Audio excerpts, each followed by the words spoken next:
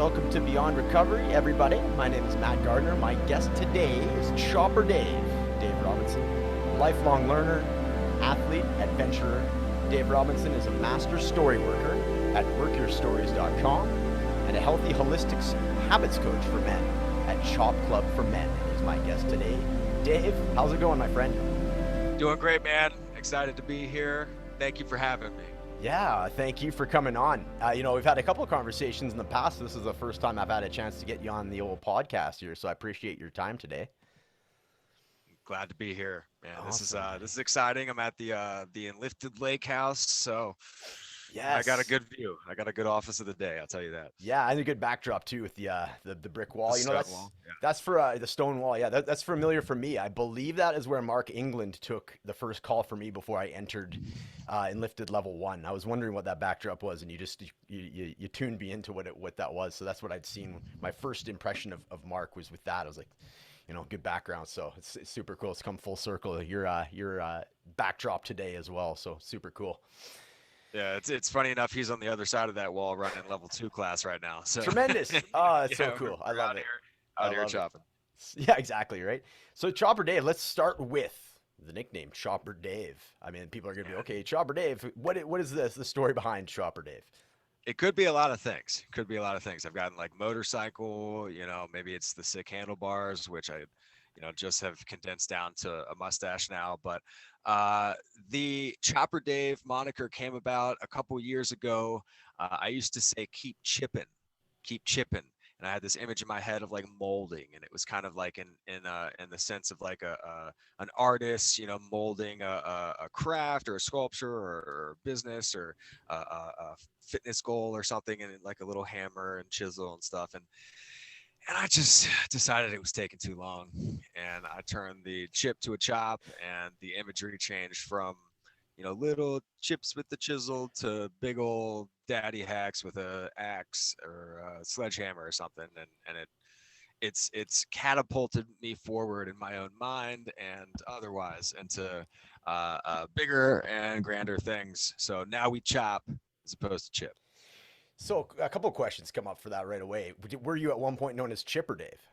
No, No, that never okay, occurred. So, that never occurred. Okay, yeah, and I could see, and correct me if I'm wrong, that you start with a chop, and then when you're getting refined, you can get there's room for the chipping at that point. yep, Is that yeah, yep. okay? Yeah, Yeah, cool. fair. Yeah, I like So, that. man, so I guess I had chopped before, then I chipped, and then I moved on to a new project during which now I chop. Yes. Yes, Okay. I love it. until the time comes which I will chip again. So, Yeah, exactly. There we yeah, go. exactly, Okay, we got that. I'm glad that we cleared that all up before we started. That's exactly. tremendous. Yeah, Excellent. So having you on the show today, I really wanted to talk to you about the work that you've been doing in recovery clinics, and specifically, as we mentioned, anybody that's cluing in that knows my background with Enlifted as well, the coaching program that I've been through, as well as you, the Enlifted story work method. So I want to get your basically your take on that and how that's been working. But first things first, what sort of work have you been doing with recovery clinics? And I'd love to hear the story about how you got into that in the first place. It's a great story. So we'll start with that, please. cool. So that is where it started. So I actually was introduced to Enlifted prior to Enlifted. Story work before it was story work. Mark knew what it was, but I don't think anybody else really knew what it was, and he didn't call it what he calls it now. But um, I I had an opportunity, long story short, to take level 1 at the end, kind of beginning of the COVID pandemic in 2020, and I was coming off uh, a jaunt into Mexico, where I had moved to southern Mexico to open a health and wellness retreat, like 16 days before COVID hit. So it was just super poor timing. Ended up moving back, lost that center. The whole story in and of itself. So I was deep in my own story, compounded by the fact that we were going through this global thing, et cetera, et cetera. Um, got into level 1 of Enlifted, which is working our own stories first and teaching the actual method, which we'll get into. But I took a chance. I said yes to an opportunity very, very early on to teach a segment of an outdoor wellness retreat that was occurring locally, that was combining yoga with ice bath with a little bit of movement, and my piece was the words, the story work, right? So I gave my piece, or did my exercise talk on that day, and there was maybe 25 women there from my hometown and around my hometown of Richmond, Virginia. And at the end, or towards the end, we did the ice bath, right? And so I talked about words. We did a should detox. We did affirmations. We supercharged our affirmations. We did some breathing after our affirmations, and there were, I think, three tubs, two or three tubs, and I've been in a lot of ice baths, so I'm good with it. I understand what happens. Even to me to this day, as soon as I get in, it's a right, and sometimes that panic lasts a lot longer, especially in the beginning, or if the nervous system is already a little fried, whatever it may be. And so I ended up noticing particular levels of higher resistance in one of the women there, and I noticed, just the body language and the sense of, fight, flight, or freeze was kicking in, and she wasn't going to run away, but she didn't want to get in the tub either, right? Right. So we ended up having a conversation. We talked about the words, got into the tub, and just locked eyes. And just she ended up getting in there for 2 minutes. We synced breath, and we're able to positive affirmation, and avoid the negative thoughts, and switch gears enough to where she made it not only into her first ice bath, but 2 minutes in, and we got to smile. Got to the point where we got a smile in. Right, we like downshifted into it, which is really nice. Past that first or second wall, oftentimes there's a period of time where it's almost pleasant, right? If you've ever done ice baths, um, she got out of the tub. We got a big hug in, a big cold wet hug, you know.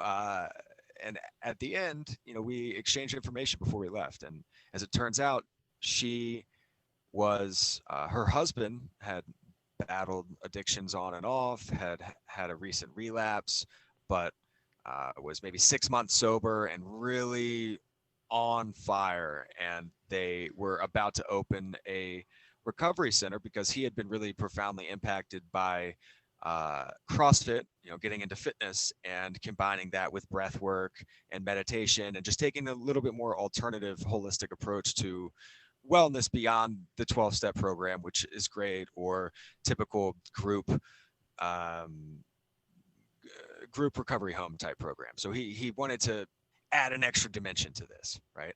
So again, long story short, long story getting longer, and about to tie up. Uh, I ended up doing an 8-pack of sessions with Stephanie, and she was my first paid story work client. Stephanie's the woman I had that interaction with at the ice tub, and her husband Frank and Stephanie founded Starfish Recovery in Richmond. And from the start, they asked that I come on and do one-on-one sessions with their intensive patients or intensive clients, and do group in-person sessions um, once a month. So I threw myself into slash got thrown into the deep end of the pool there, and it got really heavy really quick with terms of volume and intensity. So It's an amazing story.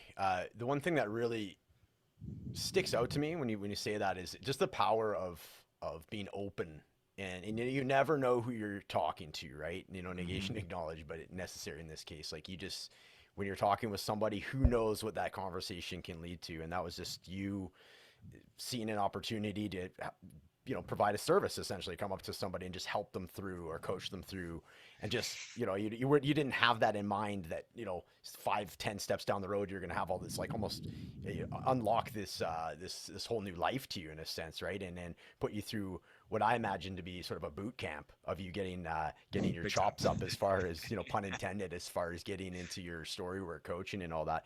What was the reaction to the story work coaching with folks in recovery? And before we get into that, what is your take on story work? So there's anybody that's gone through my course or is familiar with my coaching has been exposed to it, but just, for the listeners that are just tuning in for the first time, what has been your experience with story work, and, just the mechanics of it? How would you describe it in, like, in layman's terms?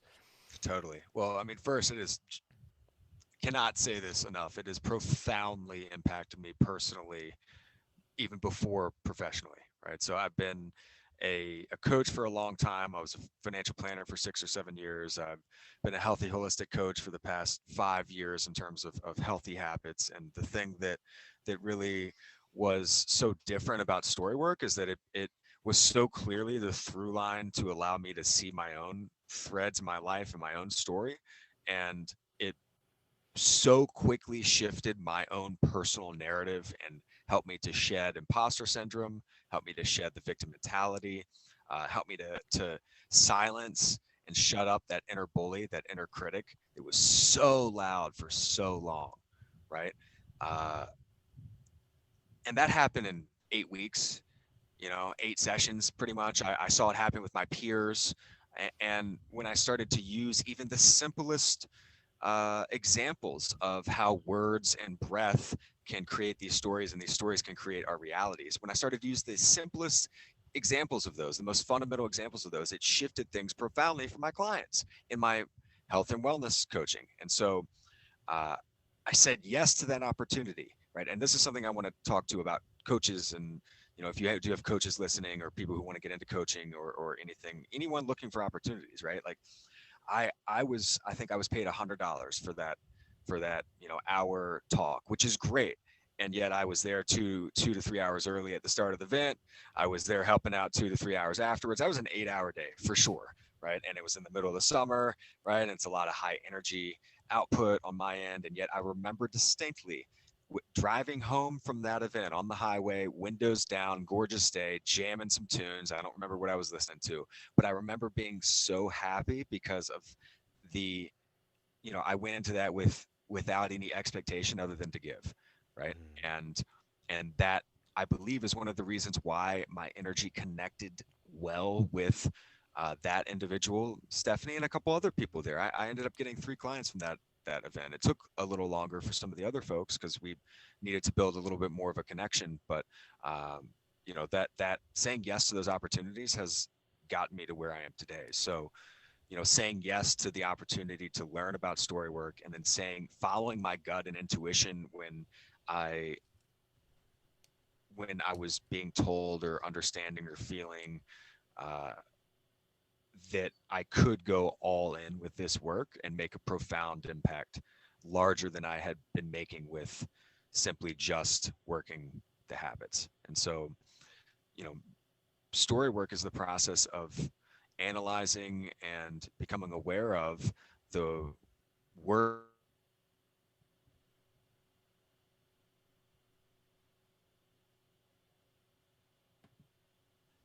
And can you hear me?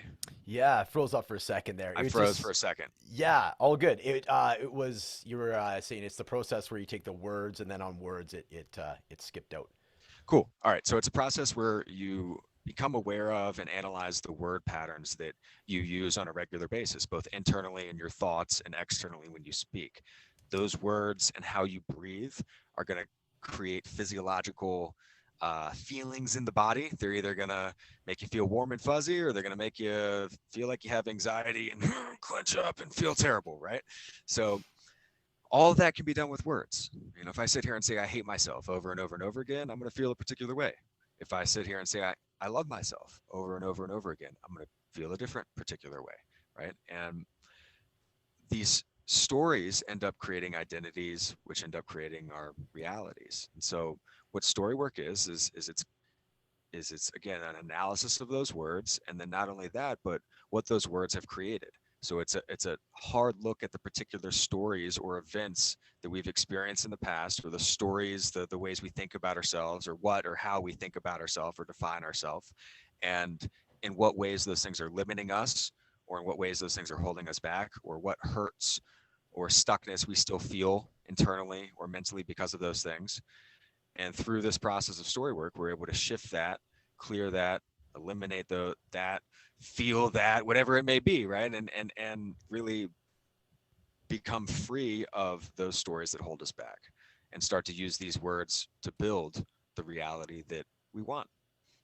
Yeah, no, very well put. I love that. It's the good broad strokes, but also yeah, it has a trickle down effect of the mechanics of it as well, without getting too into the weeds about that. Okay, first step, So it's, Yeah. yeah, great, great. I love how you describe it there. So one word that came up while you were talking there that I'd love to unpack with you a little bit is just the word expectations. For me, I'm finding as the further I get along, expectations, attachments, and so forth are based on past stories of mine, right? So if I can manage if I'm managing my expectations in a way that benefits me in a positive way, those the word expectation for me is like, man, it can be either um, expectations of the ego, or for you, on the flip side of that, you mentioned your expectation was only one singular thing to give that day. So managing expectations.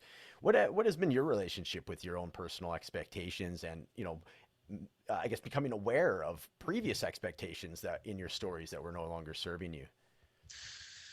Yeah, I mean, a lot of times that expectations are, weighted toward myself and either not fulfilling them, or if I did fulfill or exceed expectations, it was like, oh, okay, cool, on to the next one. So I wasn't necessarily celebrating the wins either. Um, what I really like to do now is look at events, like especially if I'm looking forward.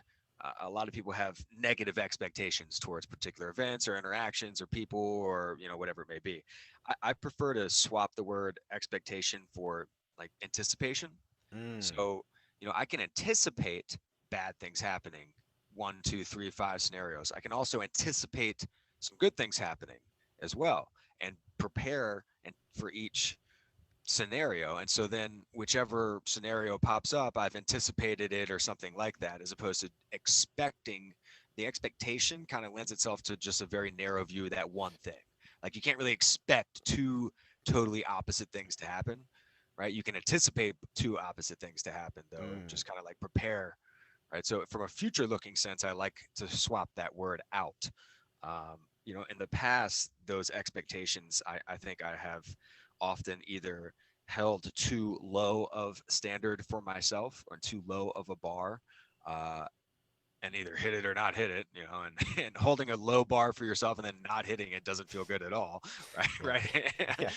Or I have often set maybe perhaps self-talk, acknowledge both, too high of an expectation for myself, and uh, occasionally hit it and been extremely rewarded, and sometimes didn't hit it and felt kind of a.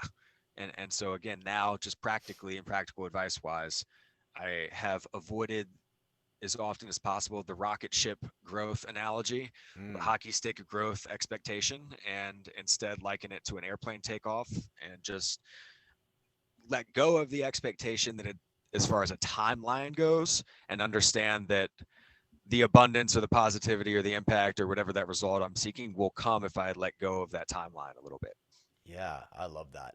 I love that. Great. Maybe I'm 50 and then finally make it, and like, well, okay, like I Yeah, wish I'd made it quote unquote earlier or whatever, but sure. then hell, it's gonna feel great at 51. Like Yeah.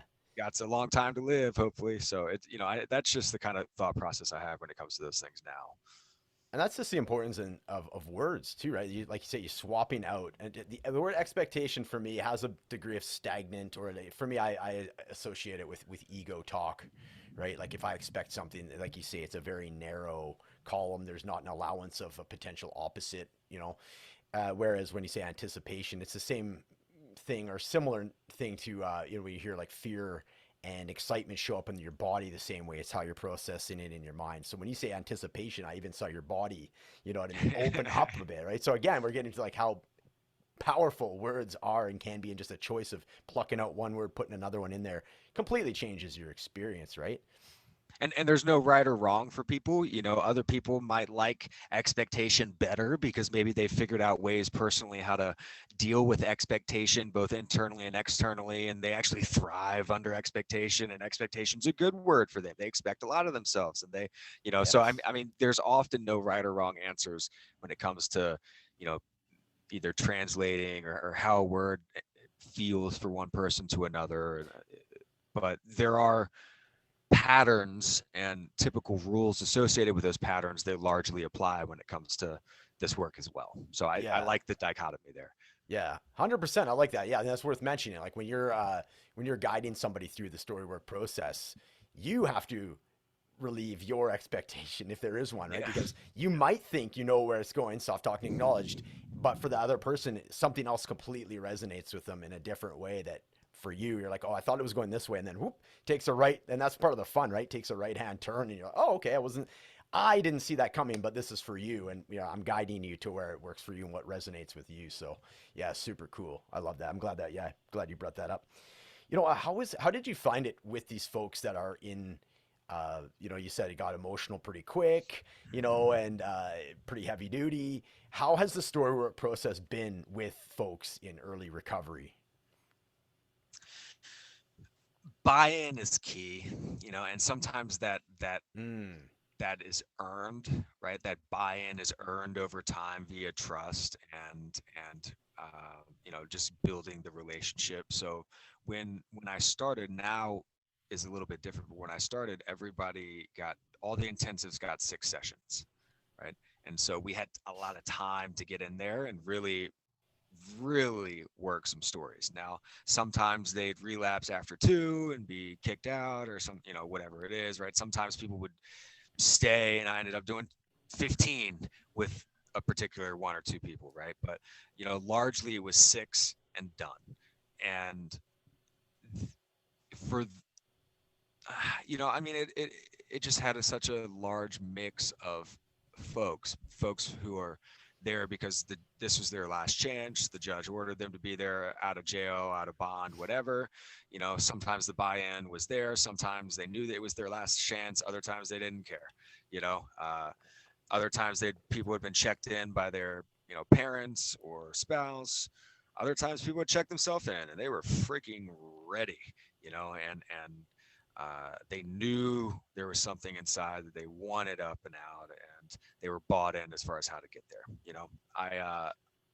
I believe story work works really well with this particular, uh, I guess, population for a couple reasons. One, it's not so stuffy, and there are a lot of directions you can go with it, right? yeah. So I tend to, or have found at least myself, to be able to relate to folks not only from because I'm not an addict, I'm not in recovery myself, right? And so I can't relate from that perspective, and yet I've been through my own fair share of personal hardships, and I can bat it back and forth. I can talk a little trash if that's the vibe, if that's what we're doing. I can crack the smiles, I can hold the stern face, I can sit with a lot of the deeper, heavier stuff that does and ultimately come up a lot, because many addictions do stem from trauma, right? And that's what this work is so profoundly impactful with, especially, is those areas beyond annoyed and stuck and into the hurt and haunted. And Mm. so being able to hold space for that, and set a safe set and setting and container for getting into those spaces is really, really valuable for a lot of people. A lot of folks often as well just haven't simply had someone sit down and hear them. Maybe someone's just sitting and listening for the first time, and they're able to take a lot of these thoughts or feelings or wounds, and definitely the first time they wrote it down on paper, or at least can see it on a computer screen, right? And we certainly haven't down regulated our breath, or shifted our posture, or gotten to the feels in a good way as we related to those tough things that we've experienced. And so there are just so many ways I can answer this question, and so many ways that story work can be really impactful in this particular community. Yeah, and that makes sense. You really paint the pictures. Like there's so many. It's a lot about what coaching is a huge part of it, and is meeting somebody where they are. And to your point, I mean, yeah, you're getting such a wide variety of people that potentially have been sober before. Like you say, ever been like court ordered in, that are the buy-in's going to be more challenging. So yeah, you have this huge spectrum of different people, and then within that spectrum, everybody has a nuanced personality and everything too, right? So I can just imagine it was a mixed bag to say the least. Very much a mixed bag, and a mixed bag of results. And I can say that the folks who were able to implement story work in their recovery, journey have been far and above uh, more likely to attain those markers of sobriety, those 90 days, those 6 months markers. Um, adding in exercise, mindfulness, and then this piece into the equation is head and shoulders above the standard typical programs. And my the house that or the community that I work with, Starfish Community, now has 4 homes. Two plus years later, male homes, two female homes, and uh, everybody's busy. This is a segment of the work that I do in regards to story work and regards to the other coaching that I do, and um, it they've grown for a reason. They have disrupted the recovery community in my hometown in the best way, because one, we've been getting tremendous results, like we said, as far as people attaining and maintaining that sobriety, but then also not only the sobriety, but the life satisfaction. Like Mm. that scale goes up so tremendously, and it's not just the sobriety that gets there. You could be sober and freaking miserable, right? Yeah, But if 100%. Yeah. and if we can heal a lot of those processes, and it's not just story work, again, like general health matters a ton, right? General Yeah. mindfulness matters a ton, and Yeah. this is really valuable for getting in there with a scalpel and a fine tooth comb and a flashlight and just like, cool, let's take Yeah. this out. Yeah, and right? and then, Yeah. wow, how much lighter do I feel now? Hell Yeah. yeah, hell yeah. Like you're talking like what I'm hearing is like body, mind, spirit, emotional. Those four things. It's a complete package. I mean, you're saying you're a holistic coach, so applying that into the recovery coaching community, I can see where that would that's where you get, like you say, you need the buy-in initially, but somebody when they're ready.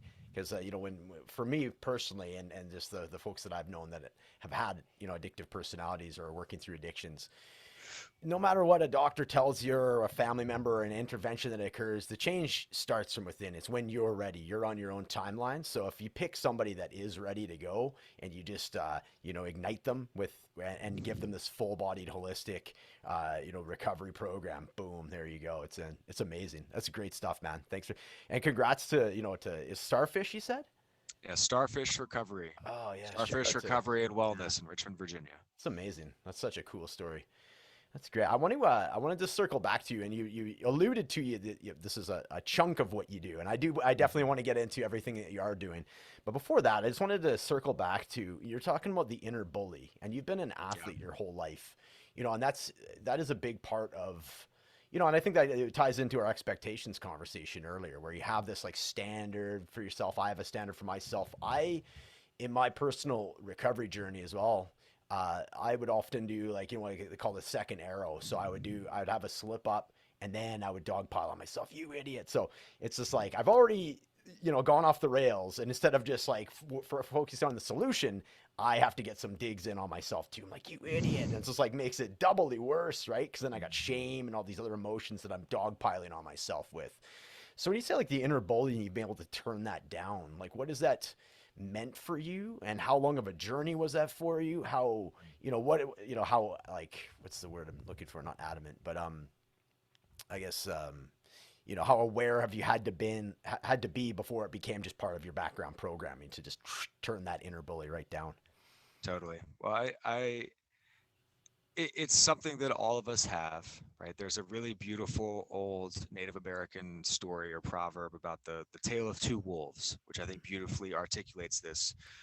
There's, butchering this and right, and Yeah. grandson is around the campfire, and they've got a powwow going, and the grandfather's the shaman, the medicine man, and he's asked to tell a story, and so he gathers all the children around, and he says, you know there's been a great battle that has been waged since the beginning of time, and it's being waged inside all of us. And it's being waged inside each one of you right now. And it's the battle of two great wolves. And all the kids, ooh and ah. And the grandfather, the shaman, continues to say, these two wolves represent good and evil, lightness and darkness, uh, joy and happiness and love and kindness, and the other wolf is evil and shame and fear and aggression, right? And they're constantly fighting. And one of the young girls asks, "Well, Grandpa, which one wins?" Right? And the grandpa looks over, the shaman looks over and quiets down, and he says, "The one you feed, the one you feed." And I fed that dark wolf for a while. A lot of it stemmed out of insecurities. A lot of it stemmed out of the comparison game, at least growing up in middle school and high school, compared to buddies who were faster, or stronger, or better at sports, or compared to, not getting the girls or not doing, XYZ, right? And in college, I shifted that identity. I was able to build up through influence as well as falling in love with the sport of powerlifting. I found fitness as that gateway drug to personal development, but I also found that putting on all that armor was really for the wrong reasons. And it was to Mm, cover up the insecurities, and it was to cover up I didn't respect myself, but I was going to make sure that everyone knew that I was the strongest guy when I walked in the room, and because that's how at least I found that respect for the first time. I respected myself for the effort I put in, over the years and in the gym and whatnot. And so, you know, but I didn't know why I was doing it or what I was doing. Right. And so right. finding myself, fast forward half dozen years, in a career that's super tough that I'm working my butt off on, sun up to sundown, to a long distance and ultimately unsupportive and toxic relationship. There's years in now years in, I've fallen out of favor with myself physically. I'm no longer physically playing the sports I used to play or performing anywhere close to the levels I used to perform. And my self talk, that internal dialogue, that inner bully, was just getting fed ribeyes and T-bones constantly. And I was listening to it, and ultimately, I don't want to paint this picture that we need to kill that wolf, because ultimately we have to have polarity. We have to have that duality. We have to have good to have evil. We have to have, you know, uh, uh, loss in order to appreciate love, the whole nine yards, right? So, and he's, nobody's ever gonna kill it for good, right? It still comes up, right? But silencing it, weakening it, that was the key piece. And I realized through words that I was able to start to shift this conversation. I started changing I hate myself to I love myself. And, then within a period of time, I was like, okay, well, if I love myself, would I do this? And sometimes the answer was yes. And sometimes the answer was no. Right?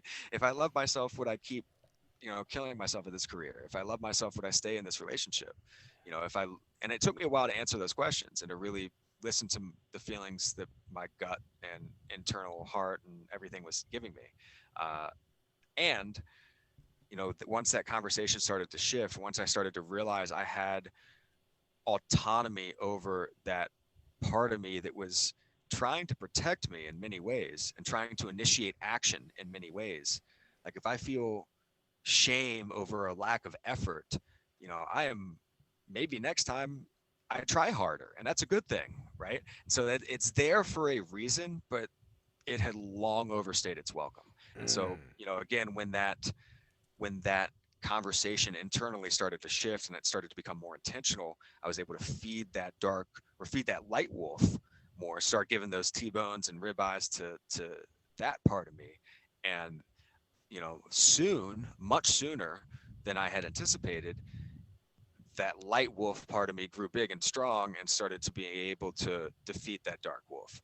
And that aura started to shine out of me. And I led from a light wolf place as opposed to from a dark wolf place. And those are two entirely different paths and two entirely different final destinations. So that's amazing. No, you didn't butcher that at all, man. That was brilliant. I love that. That was thank really you. good. That was really I good. added my own flair to that, but Yeah, exactly. You got it. I Native mean, American yeah, story. yeah, with the Chopper Otherwise, Dave twist on it, right? yeah, with Yeah. a real Irish twist here. So Yeah, right. Ah, cool, cool. Yeah, so power of words, and you mentioned the word affirmations earlier, and so I imagine that some of these affirmations started creeping up when you're talking about feeding the light wolf.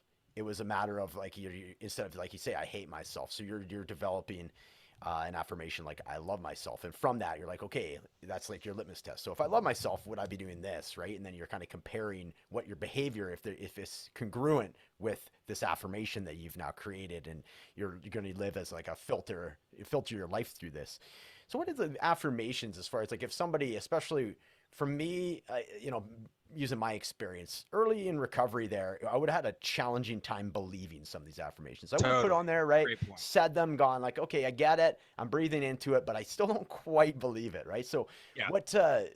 how long does it take, or is it like a light switch moment? What was your experience with using these affirmations to be able to feed that light wolf as opposed to continually feeding that dark wolf? So, a couple key points here, and we can call them affirmations, we can call them intentions, we can call them mantras, right? But the idea here is for 95% of these things that you say to be true. And I Mm. found that the most powerful affirmations come from a prior limiting belief.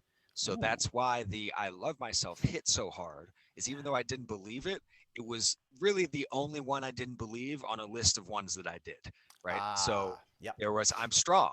Oh, cool. Like I believe that. I'm not as strong as I used to be, but I'm still strong. I'm overcoming all this other stuff. Like I still identify as strong. Great. I'm strong. That hits. I believe it. Cool. I'm resilient. Still here. Been through some stuff. Cool. I can check off that box. I'm resilient. Right. Uh, I'm courageous. Right. Like, and there was a list that worked, which I believed. And then I got to the I love myself, and I was like, Yeah.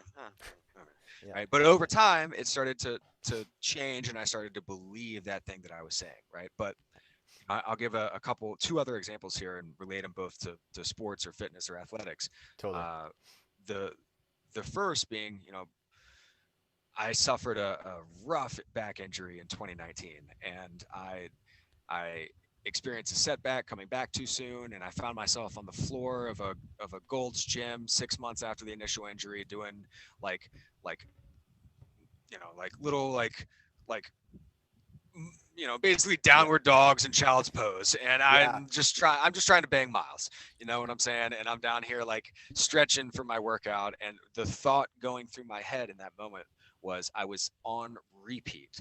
My back is effed. My back is effed. My back is effed. And I because I would move and it would twinge, and I'd be like, oh, my back is effed. And I had been in that way. Like I was pretty positive for the most part after the first one, and I was like, cool, I'll make this comeback. And I was getting back to running again, and then again suffered that setback. And then for the past couple months now, I had been in the dumps, dude, in the dumps, and that dark wolf was getting fed. Mm. What I realized in that particular moment is, okay, Dave, come on. One day my back won't be effed. Okay, yeah, fair, true. Let's translate this even further. One day my back will be healed. Wow, that feels good. Okay. One day I'll be able to walk without pain again. Accurate. Cool. That checks. My back is healing. Whoa, that checks too. Like I'm in the Mm. process of healing my back. That checks. That's accurate. So anytime I notice myself saying my back is effed or my back hurt, I would switch it to my back is healing or my back is, will be healed. Now, to your point, if I had said my back is healed, I would have said, no, that's BS Mm. because it wasn't healed, but Yeah. it was healing. And that was Gotcha. accurate and that felt good. Right. Yeah. So, in a different context, running sprints, hill sprints in the middle of the summer, last summer with my buddy Kay, and we are for some reason, like the only open slot we have is like 1 p.m. on like a Tuesday in the middle of July. And it's like, we've got this timer on our sprint. So it's not like run up and come down and like feel good again. It's like run up, come down, take like four, and then the watch goes beep. And it's like, oh God, right. And you're off again. And we had been doing this for some time. And I, we were running up or walking down, and I just got on a it's hot loop. I just started to overheat, and it was just like it's hot, it's too hot, it's too hot, it's too hot, it's too hot, and I could feel my heart rate raise even further and start to beat Mm. even harder by me Yeah. going, I'm getting too hot, it's too hot, it's too hot. right? And shit, man, even just saying that now, I started to get like a little anxious. I'm like, oh my god, dude, calm down. Crazy, Like, right? Yeah. like it's very temperate and cool out right now. Yeah. That's Yeah. relax. Right. But Kay was able to see that, and I dumped some water on my head, and he goes, "You're strong. You're strong. You're strong." And I said, "I'm cooling. I'm cooling. I'm cooling." Right. And that opened up a door for me during workouts to, in a subsequent race, lock in for 3 hours with my legs are strong, my lungs are strong, my heart is strong, I am Yeah. enduring. My legs are strong, my lungs are strong, my heart is strong, I'm enduring. Just Yes. reps, reps. And so then Yeah. if it came up, oh, this is hard, or oh, this is hot, or whatever, it was like, nope, Yeah. I've directed my focus back in. My Yeah. legs are strong, my lungs are strong, etc. So Love it it. can keep us in the moment. It can keep us out of the muck and the stuck. It could also talk us right back into that Yeah. place if in that moment that mental strength or awareness isn't there, and you allow it to snowball into, you know, what it can snowball into, which happens all the time, Yeah, right? right? To You got to me stay and guard. Got to yeah, stand guard, exactly, man. Yeah. exactly.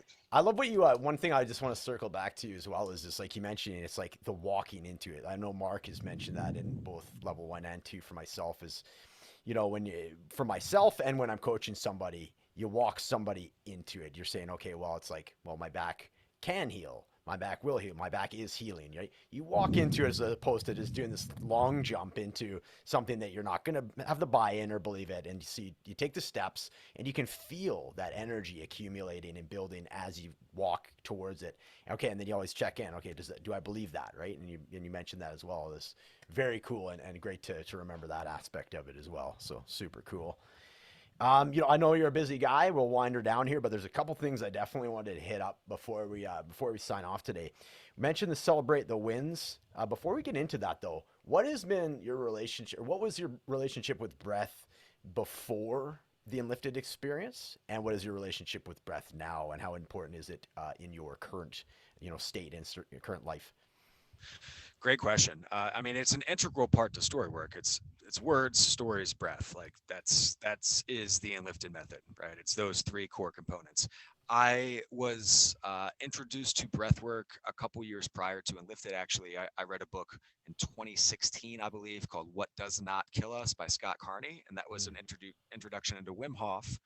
I also was into power speed endurance stuff by Brian McKenzie at a particular time, and he was into some downshifting, deregulation style breath work. So I've been introduced to box breathing by Mark Devine through Tim Ferriss, and just was aware of breath well before the Enlifted method, which was, I think, one of the reasons why the Enlifted method and storywork stuck so well with me, because it was like, whoa, duh, you add breath in here and it changes things, And Yeah. so I had been nasal breathing for a long time, and just aware of the importance of how we breathe as it relates to our physical and physiological state. And so, especially during the workout sense,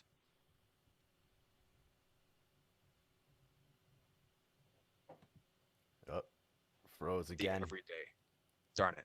I think I left you at workout Where sense. you got it. You got it. Perfect. Yeah, All right. nailed it. So in a workout sense, I think I had it down as far as breath work goes, and obviously a lot to learn with everything. But with what Enlifted did was help bring the awareness and the application of how breath work can be so impactful in the day-to-day life, right? So, I mean, it's a huge component. It might very well be the meat and the potatoes of story work. Absolutely. It's funny you mention that because I had Mark on the show a week ago or a couple weeks ago, and we both mentioned that too. It's like, words are the linchpin, but the linchpin of the words is the breath. So it's almost Yeah. like the all encompassing is the breath, right? The breath is so it supports everything. So yeah, cool. I wanted to touch on that. The last thing here, before we get into everything else you're doing, is just the celebrating wins. And this is a part of that I have in my online course as far as when you're reinventing yourself and getting to the point where you're that's a big part of it for me is like when you're coming from my recovery journey, coming out of it, I was always having a hard time. I should say always, back it off, binary acknowledged. I had a hard time accepting compliments. I would do the false modesty thing, yet part of me just loved getting that. And so I've spent a lot of time focusing on being able to do that.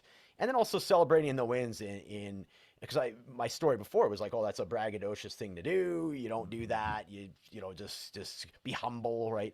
Things of this nature. But a big part of continuing feeling good about yourself and continuing that momentum. And we talked about snowballing on the one side, so snowballing on the other side as far as feeling good about yourself, or feeding the light wolf is celebrating the wins and doing it in a way that resonates with you like for me it's my true self versus my Correct. egoic self. So how can you explain that, how celebrating the wins is for you and why it's so important?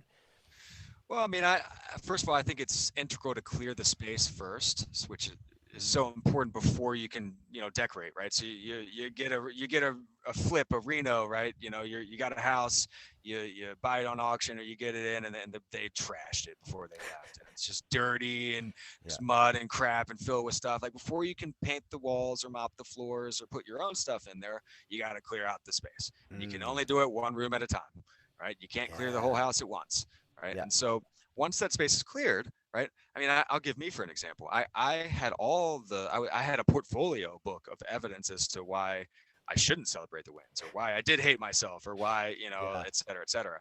Yeah. And yet, you know, from a outside looking in or from a 30,000-foot view or from a subject or objective lens, I guess both really, I had a lot of successes to celebrate as well, and the ones that I knew that I had given my all towards, I could connect with.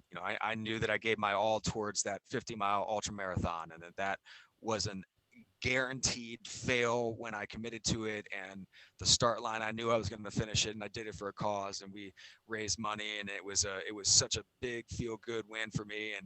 And yet I had, really looked at some of the negative aspects of that particular race and not really allowed myself to feel the full positive, uplifting, generative boost it gave my life, right? And so when I started to celebrate that, as opposed to, look at the adrenal fatigue I suffered for 3 months afterwards, and instead Yeah. got focus on the mental boost and the shit. Well, I could do anything. I wasn't anywhere close to breaking. Like what? Maybe I could do a hundo.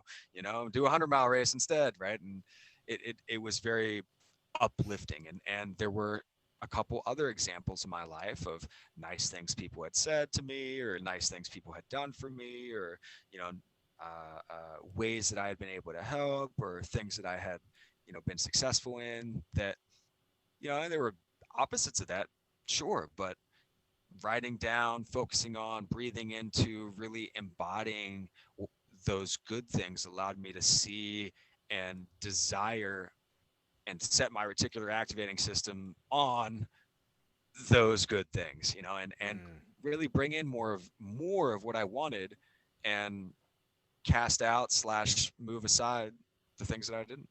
yeah. Oh, that's great. I really like your choice of words there too. Like when you're saying allow, like I didn't allow myself, because to me that's a big part of my current state as far as self development is like, I had a sticky note that's up on my computer that said momentum. I just crossed it out and I just put the word allow. I'm just really Mm, resonating with that word. And like you're mentioning, it's like I didn't allow myself to feel all of that. So to me that I imagine there's a degree of suppression, or it's this achiever energy that doesn't allow you to celebrate the win in the meantime, because it's like, okay, on to the next thing. What's next? And in the meantime, you're like kind of pushing that energy down a little bit. So I love how you use the word allow. One final question for you, Dave, and then I want to get into just everything you got going on as well. What does the word authentic or being authentic or authenticity mean to you? What is your definition of that? what a good question. Um, we all have a self with a capital S. We all have a part of us that if money wasn't a thing or if judgment wasn't a thing, we'd choose to live and engage in a particular way. We choose to interact with life in a particular way. And authenticity is, in this very off the cuff definition, a an expression of that inner capital S self, uh, in a manner free of the fear of judgment and true to that like deep inner sense of purpose, and living and operating from that, from a sense of authenticity, means that that uniqueness, that individual genius, if you will, uh, is able to be expressed and come out. And being the best version of each individual self is part of that authenticity. What potential do you have, and are you truly expressing you? Ooh, I love it. I love it. I think of the visuals of both the chopping and the chipping. I think of this is the one quote of like Michelangelo's David, where they're like, so how did you know that how did you know to make David? And he's like, I simply removed everything until there was David, right? So I just think that ties in so beautifully with you. There's some chopping, there's some chipping, and then Yeah. what's left is yourself with a capital S, right? I had an experience where I was kind of downloaded or received a message. It wasn't a conscious thought. It was an instantaneous message, and it was a series of them over this kind of period of time, short period of time, and it was you know answering a question. Well, what am I? And I received conduit. And then I had to go Google conduit, which is a vessel for carrying water or a conductor of electrical current. And I Mm, thought, well, what type of electrical current? Like current energy? What type of energy? And I was mm, downloaded love, right? So it was like, okay, I'm a conduit of love. How do I do that? And it yeah. was downloaded be you. So Wow. I'm a conduit of love, and the way that I do that is to be me. Oof, And I believe that is the case for everyone, that we man. are all conduits of love, and the way to express that is to authentically be ourselves. Dude, mic drop moment. You have a headset though, Boom. so you'd have to drop the whole You just have to like slam her slam my head. down. Yeah, exactly. Yeah, yeah. Awesome, dude. Thank you so much for coming on the show today. I want to hear before we sign off though. You got workyourstories.com and you got Yep. Chop Club for Men. Tell us about Yep. them. Rad. So Work Your Stories is my general story work site. So I don't have a particular focus with my story work. I leave that open to and I know marketing wise, they tell you not to do this. And I truly believe this work can impact everybody. So I work with, kids as young as 14. I've got a 79-year-old client and a 73-year-old client right now. I work with athletes, non-athletes, folks in recovery, folks outside of recovery.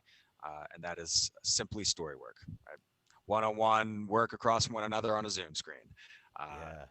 Shop Club for Men, as the title implies, is a men's group that I co-founded with my dear friend and colleague Brooks Meadows, and we help professional and executive men get healthy and master their health in less than a year without sacrificing work or family time, which we know is such a those are the two focuses for most professional and executive men. It's work, family, right? And a lot of times health slash that capital S self gets pushed way down the Mm, pipeline. And so way down the order of priorities. And so we again teach men how to get healthy, how to be well, and we teach them how to integrate these practices and do these things while they work, as opposed to trying to fit it in, before or after or otherwise, which is typically the case. So it's not a workout program, it's not a nutrition program, it's education, accountability, community, and coaching. And we have a hell of a good time doing it. So that's at chopclubformen.com. that's amazing. And so if somebody were to sign up for that, is that like a monthly sign up? Like how do you get into one of these groups? Is it like quarterly? What does that look like if somebody was interested? Totally. So right now we have open enrollment. We have two levels. We've got our mastery client, which is really that executive client, and then we've got our professional level, which is a lot of folks who maybe haven't quite hit that executive level yet, but are rising up to that embodiment and to rising up to that occasion. And so everybody, whatever level you're on, everybody gets a 60 to 90-minute education masterclass, which is based on a particular health topic each month. Everybody gets a monthly accountability call where we celebrate wins and we check in on how we can hold one another accountable.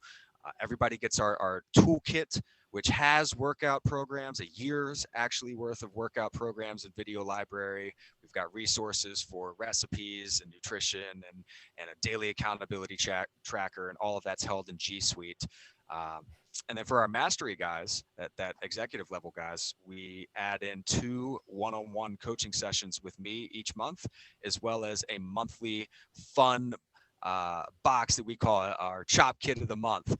And that Chop Kit of the Month is basically a fun box that we send all of our guys based on that particular health topic. So last month was technology month, and so we talked about the benefits of technology and the pitfalls of technology, how it helps and Mm, hurts our health. And all of our guys got a cell phone case that blocks electromagnetic frequencies, those harmful frequencies. yeah. And this month is hydration month, so everybody got a bunch of Element Tea hydration packets and a mix of good sea salt in a jar and instructions on how to make Soleil water, which is like a healthy salt water mix that you can add to hydrate yourself. So Yeah. we keep it fun, Yeah. but we're really helping these guys out in a lot of different ways and doing it while they're working so they can integrate Yeah. it into their lives.